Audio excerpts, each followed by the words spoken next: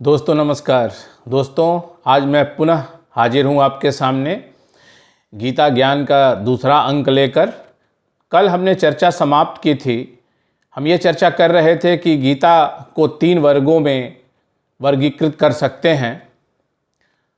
तो जो पहला अंक है उसका लिंक मैं डिस्क्रिप्शन में डाल दूँगा। अगर किसी ने पहला अंक ना देखा हो तो वहाँ जाकर देख सकता है।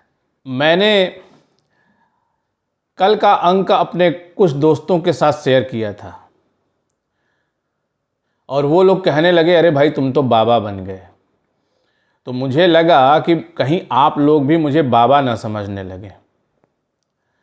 तो दोस्तों मैं पक्का टिपिकल गृहस्थ आदमी हूँ। तो कल को आप अगर मुझे कहीं चौराहे पर ठेले पर खड़ा होकर कुछ खाते पीते देखें या सब्जी वाले से बार्गेन करते हुए देखें तो ये मत समझने लगिएगा कि ये देखो ये महान आत्मा जो है वो इस तरीके के काम कर रहे हैं। तो ऐसी कोई धारणा मेरे बारे में बनाने की ज़रूरत नहीं है। ये मेरा डिस्क्लेमर है।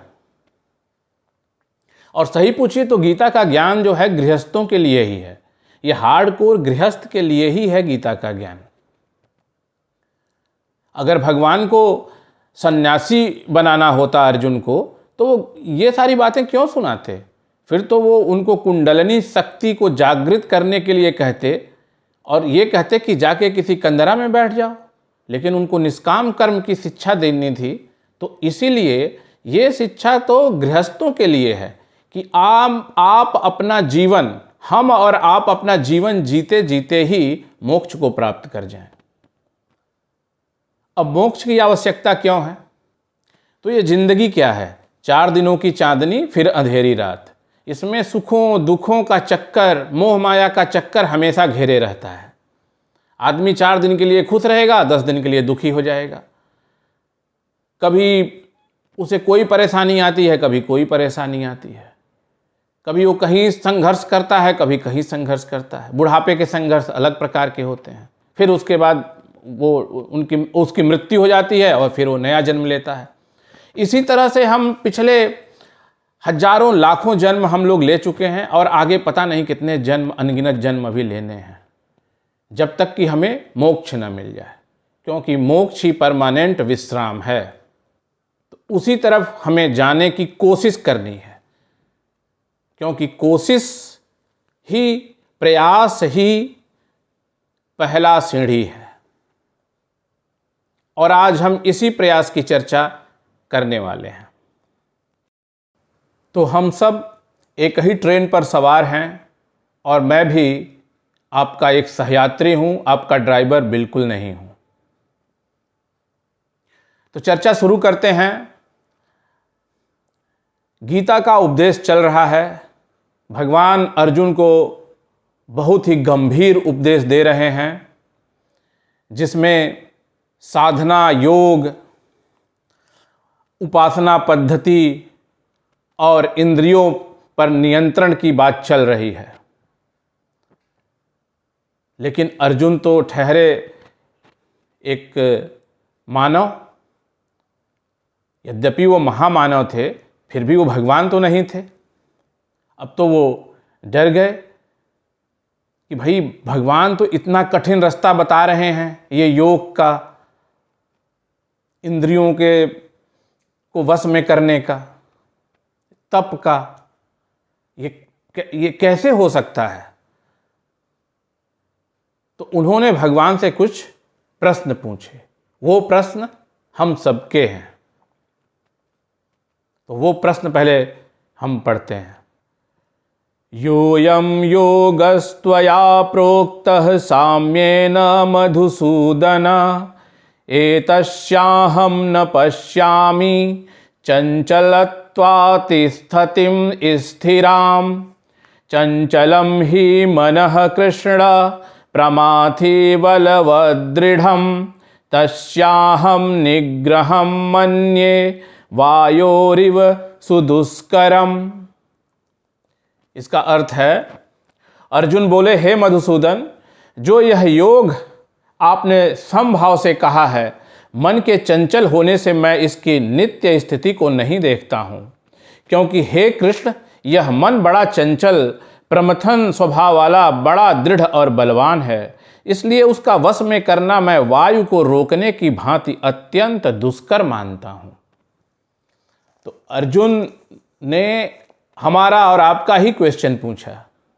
जब भगवान ने अर्जुन से इंद्रियों पर नियंत्रण, उपासना पद्धति और योगाभ्यास की चर्चा की, तो अर्जुन ने कहा ये तो बड़ा ही मुश्किल काम है, ये इतना आसान काम नहीं। फिर आगे अर्जुन कहते हैं, अयतिह श्रद्धयोपेतो योगाचलित मानसः अप्राप्य योग संसिद्धि काम गतिम कृष्ण गच्छति। अर्जुन बोले, हे कृष्ण, जो योग में सदा रहने वाला है किंतु संयमी नहीं है, इस कारण जिसका मन अंतकाल में योग से विचलित हो गया है, ऐसा साधक योग की सिद्धि को अर्थात भगवत साक्षात्कार को न प्राप्त होकर किस गति को प्राप्त होता है। तो अर्जुन के मन में यह शंका आ गई कि अगर जो योग साधना में असफल हो जाता है तो उसके साथ क्या होता है। हम सब लोग प्रयास तो करना चाहते हैं, अब लेकिन ये भी डरते हैं कि अगर हम असफल हो गए तो क्या होगा, तब हमें फिर से जीरो से शुरू करना होगा, क्योंकि इतना कठिन काम, तो इसमें असफलता की तो पूरी संभावना है। तो अर्जुन ने एक साधारण इंसानों वाला ही सवाल भगवान से पूछा, तो योग क्या है। तो किसी भी लक्ष्य को प्राप्त करने के लिए जो भी आप पुरुषार्थ करते हो वही योग है, और योग सिद्धि ही भगवत साक्षात्कार यानी कि मोक्ष है। तो यहां पे मोक्ष लक्ष्य है, और जो भी हम उस मोक्ष के पाने के लिए जो भी हम कर रहे हैं, जो भी कर्म कर रहे हैं, वो योग है। तो वही अर्जुन पूछते हैं कि भगवान, हे मधुसूदन, चलिए हम प्रयास तो शुरू कर देते हैं, लेकिन अगर हम असफल हो गए तो फिर क्या होगा, तो हमारी गति क्या होगी। तो भगवान क्या कहते हैं वो बड़ा ही रुचिकर है। तो भगवान अर्जुन को कहते हैं, पार्थ नैवेह नामुत्र विनाशस्तस्य विद्यते नहि कल्याण कृत कश्चिद दुर्गतिम तात गच्छति। श्री भगवान बोले, हे पार्थ, उस पुरुष का न तो इस लोक में नाश होता है और न ही परलोक में ही, क्योंकि हे प्यारे, आत्मोद्धार के लिए अर्थात भगवत प्राप्ति के लिए कर्म करने वाला कोई भी मनुष्य दुर्गति को प्राप्त नहीं होता। भगवान कहते हैं न उसका इस लोक में नाश होगा न अगले ही लोक में नाश होगा। इस लोक में नाश नहीं होने से तात्पर्य ये नहीं है कि उसकी मृत्यु ही नहीं होगी, अमर हो जाएगा, ये भी तात्पर्य नहीं है, बल्कि इस लोक में भी वो अपनी पूरी जिंदगी जिएगा और भगवान के लिए, भगवत प्राप्ति के लिए जो वो योग कर रहा है, वो योग में एक लेवल तक वो पहुंच जाएगा। उसका किया गया योग नष्ट नहीं होगा, जो उसने पुरुषार्थ किया है वो नष्ट नहीं होगा। तो क्या होगा वो,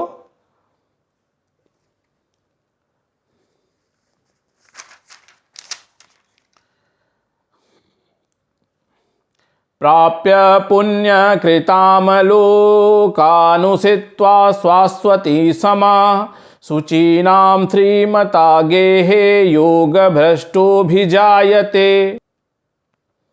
योग भ्रष्ट पुरुष पुण्यवानों के लोकों को अर्थात स्वर्गादि उत्तम लोकों को प्राप्त होकर उनमें बहुत वर्षों तक निवास करके फिर शुद्ध आचरण वाले श्रीमान पुरुषों के घर में जन्म लेता है। मतलब योग भ्रष्ट मतलब जिसने कोशिश की भगवान को पाने की, उसने योग किया लेकिन सफलता नहीं मिली, तो अगले जन्म में वो उसका जो पुण्य कर्म है जो उसका वो है वो भ्रष्ट, वो नष्ट नहीं होता, वो उत्तम लोकों में पहले तो कुछ समय तक रहता है। कुछ समय का मतलब 2-4 दिन नहीं, ऐसा कहा जाता है जो पुण्य आत्माएं होती हैं वो बहुत काल तक स्वर्गादि लोकों में उनको विश्राम मिल जाता है, जो 500 साल 1000 साल भी हो सकता है। वह फिर शुद्ध आचरण वाले श्रीमान पुरुषों के घर में जन्म लेता है। पहले तो उसे बहुत दिनों तक विश्राम मिल जाता है, फिर वो श्रीमान पुरुषों के घर में जन्म लेता है। और फिर करता क्या है ये देखते हैं। तत्र तम बुद्धि संयोगम लभते पौर्वदेहिकम यतते च ततो भूयः संसिद्धौ कुरु नंदना। वहां उस पहले शरीर में संग्रह किए हुए बुद्धि संयोग को अर्थात समबुद्धि रूप योग के संस्कारों को अनायासी प्राप्त हो जाता है। और हे कुरुनंदन, उसके प्रभाव से वह फिर परमात्मा की प्राप्ति रूप सिद्धि के लिए पहले से भी बढ़कर प्रयत्न करता है। तो कहने का मतलब ये है कि जो इस जन्म का योग है, जो आपका ज्ञान है, जहाँ तक आप पहुँचे हो, वो पूरा का पूरा ही अगले जन्म में ट्रांसफ़र हो जाता है। तो जो भी आपने प्रयास किया भगवत प्राप्ति में, वो कहीं भी एक रत्ती भी बेकार नहीं गया। वो पूरा का पूरा ही अगले जन्म में ट्रांसफ़र हो जाता है और फिर वो इंसान वहीं से शुरू करता है। परिस्थितियाँ ऐसी बन जाती हैं, वो ऐसे परिवारों में पहुंचता है और ऐसी परिस्थितियां बन जाती हैं कि दोबारा से वो वहीं से शुरू करता है और परमात्मा सिद्धि के लिए पहले से भी बढ़कर प्रयत्न करता है कि जहां तक पहले पहुंचा था अब वहां से आगे की यात्रा वो शुरू करता है। तो ये भगवान ने कितनी बड़ी बात कह दी। तो ऐसा नहीं है कि जिंदगी दो खूंटों के बीच में एक दौड़ है कि यहां से शुरू हुआ और वो खूंटा वहां पे टच किया, हमारी दौड़ खत्म। तो पुण्यों को अर्जित करते रहना है और सबसे बड़ी चीज है ज्ञान। लक्ष्य हमारा मोक्ष होना चाहिए और उसके लिए हमें योग करते रहना चाहिए। जो जो बातें भगवान ने बताई हैं उनको करने का प्रयास करना चाहिए। तो प्रयास ही महत्वपूर्ण है, फल तो देना भगवान का काम है। जहाँ तक हम पहुँच पाएंगे, जितना भी हम झोली भर पाएंगे, वो सारा का सारा हम अगले जन्म में लेके जाएंगे। धन संपत्ति जितनी भी भौतिक चीज़ें हैं सब की सब यहीं रह जानी हैं। केवल आपका जो योग है, जो परमात्मा सिद्धि के लिए आपने जो कर्म किए हैं, सिर्फ वही अगले जन्म में ट्रांसफ़र होना है। जो ज्ञान है आपका वही अगले जन्म में ट्रांसफ़र होना है। इस तरह से संस्कार कर्म जुड़ते जुड़ते एक जन्म ऐसा भी आता है जब हम मोक्ष को प्राप्त हो जाते हैं। तो ये है गीता का ज्ञान। तो आज के अंक में बस इतना ही। तो अगले अंक में मैं एक नए विषय के साथ फिर आपके सामने हाजिर होऊंगा। तब तक के लिए आज्ञा दीजिए। इस चैनल को लाइक कीजिए, सब्सक्राइब कीजिए और शेयर कीजिए और बेल आइकन ज़रूर दबा दीजिए, जिससे जैसे ही मैं कुछ अपलोड करूं आपके पास नोटिफिकेशन आ जाए। धन्यवाद।